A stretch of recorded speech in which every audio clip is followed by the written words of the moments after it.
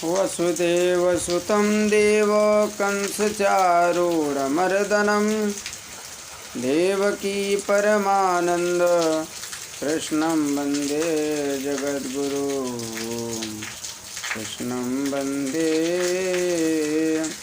जगद्गुरुं। बोलिए सद्गुरुदेव भगवान की जय, सत्य सनातन धर्म की जय।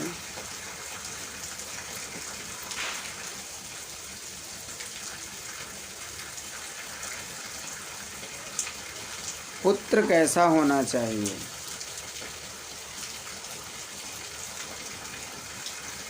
पुत्र जो है वो किस प्रकार का पुत्र होना चाहिए?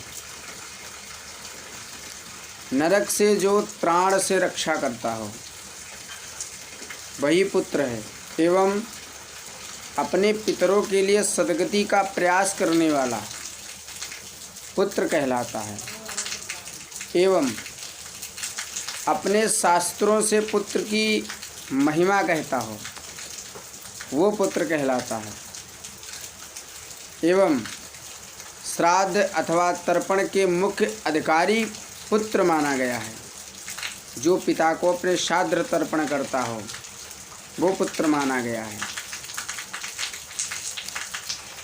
पुण्नाम नरकात् त्रायते इति पुत्रः। जो पुण्य नाम के नरक से अपने पिता को तारण कर दे वो पुत्र है।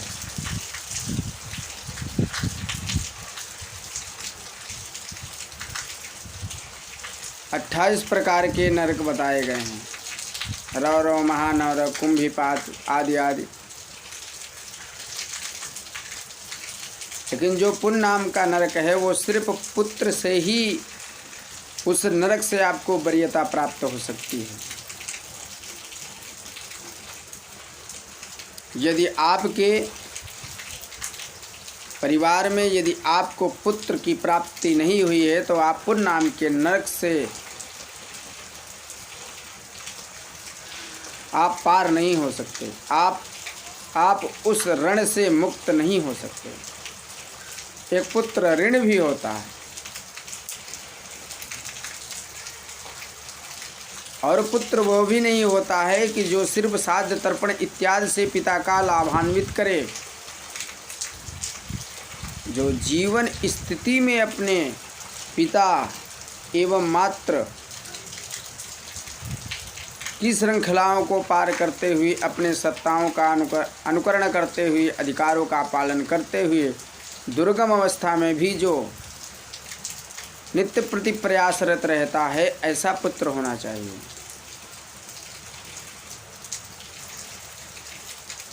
वो नित्य प्रति उठ करके अपने मात्र पिता की सेवा, वंदना, अध्ययन अध्यासन करवाए, क्योंकि जीवन की श्रृंखलाएं विभिन्न हैं और पितरों की सद्गति के लिए वो नित्य प्रति प्रयासरत रहे।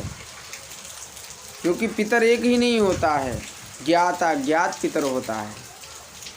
क्योंकि हम और हमारे पुत्र और पुत्रों के भी पुत्र और पुत्रों के भी पुत्र, ये सारे पितर हैं।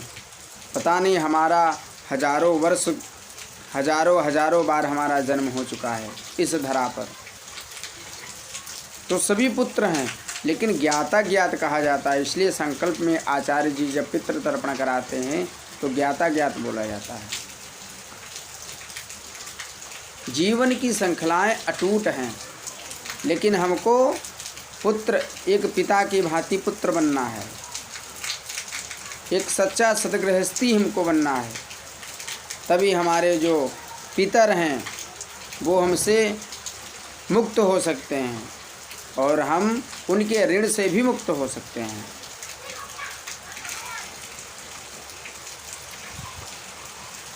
यदि हम ऐसा नहीं करते हैं तो हमको दोष लगता है। कहा जाता है कि यदि जो भी पिता के ऋण से मुक्त नहीं करता है अथवा अपने पितरों को तर्पण इत्यादि नहीं करता है तो उसके पितर उस मनुष्य का खून चूसते हैं। तो खून क्यों चुसवाएं हम मच्छर की भांति? सबसे अच्छा है कि किसी वैदिक ब्राह्मण को बुला करके और 15 दिन तक अपने पितरों का साध्य तर्पण इत्यादि हम परस्पर नित्य करें, ताकि पितर हमारे प्रसन्न हो जाएं। बहुत लोग ब्राह्मण के पास में पुण्य कुंडली लेकर के आते हैं, कहते हैं महाराज जी देखिए हमारा कार्य नहीं संपन्न हो रहा है। तो ब्राह्मण देवता बताते हैं कि भैया जी आपके कुंडली में पितृदोष है। क्योंकि तो व्यक्ति पूछता है महाराज जी ये पितृदोष कैसे लगा?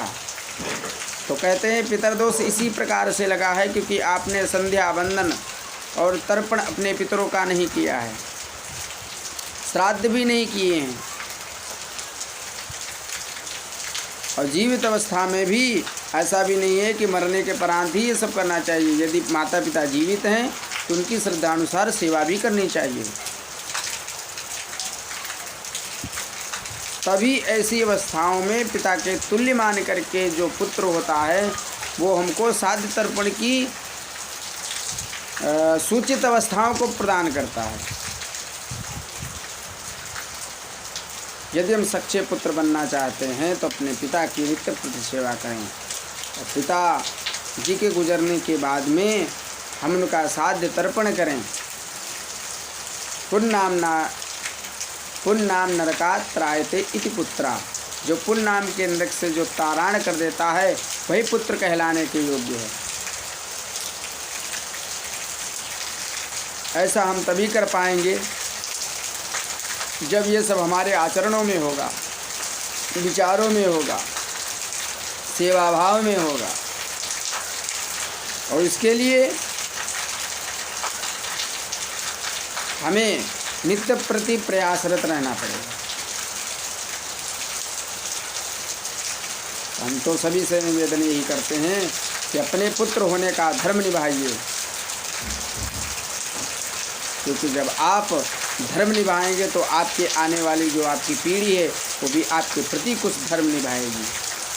यदि आप किसी के प्रति धर्म की अपेक्षा नहीं करेंगे तो आपसे आने वाली पीढ़ी भी अपेक्षित नहीं रह सकती, ये तो मैं गारंटी देता हूँ। इसलिए जो करना है हम ही को करना है, जो कराना है हम ही को कराना है। हम भरोसे किसके रह सकते हैं? किसी के भी नहीं। आप भरोसे किसके रह सकते हैं? किसी के भी नहीं। इसलिए जो करना है हमें करना है, जो कराना है हमें ही कराना है। श्राद्ध तर्पण वंदन निधिध्यासन ध्यान ये सब करने के उपरांत भी अपने माता पिता की चरण की सेवा करनी चाहिए। नित्य प्रति प्रयासरत रहें हम सब लोग भी, ताकि आने वाला कुल, आने वाला युग हम पर गर्व करे कि ये भाई पुत्र बहुत अच्छा है। बोलिए श्री गुरुदेव भगवान की जय।